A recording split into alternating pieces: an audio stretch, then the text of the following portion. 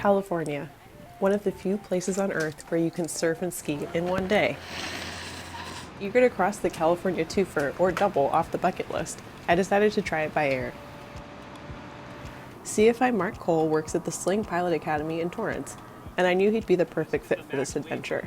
Mark embodies the spirit of Golden State living. He surfs often and snowboards when he can. On a clear Thursday, our race against time begins. We take off from Zamperini Field on our way to Big Bear City Airport and climb to our eastbound VFR cruising altitude of 9,500 feet. Our estimated time of arrival is less than an hour. The visibility is unlimited, and we can see from the Santa Monica Mountains to the snow-capped San Gabriel Mountains and south toward San Diego.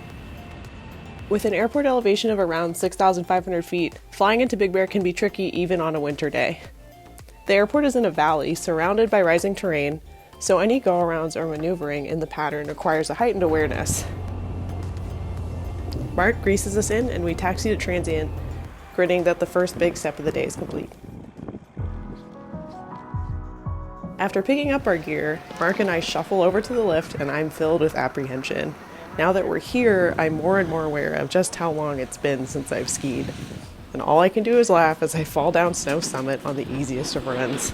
As it turns out, skiing is not as much like riding a bike as I anticipated, and my basic knowledge of pizza to stop and french fry to go is not quite enough.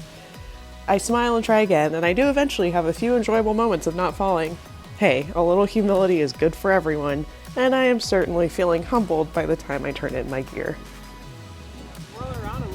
We're now solidly into the afternoon, so we head back to the airport. The Sling TSI is so capable that the almost 7,000 foot density altitude is truly not a factor as we easily depart Big Bear. A quick 40 minutes later, we're in Torrance's airspace. We cruise over the cliffs of the Palos Verdes Peninsula to check the surf at Bluff Cove, a reef break where longboards are favored. We'll be down there ourselves in no time.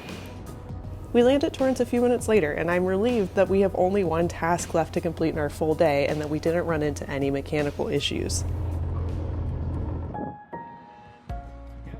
We check the waves once more from a lookout, then begin the 15-minute hike down to the water.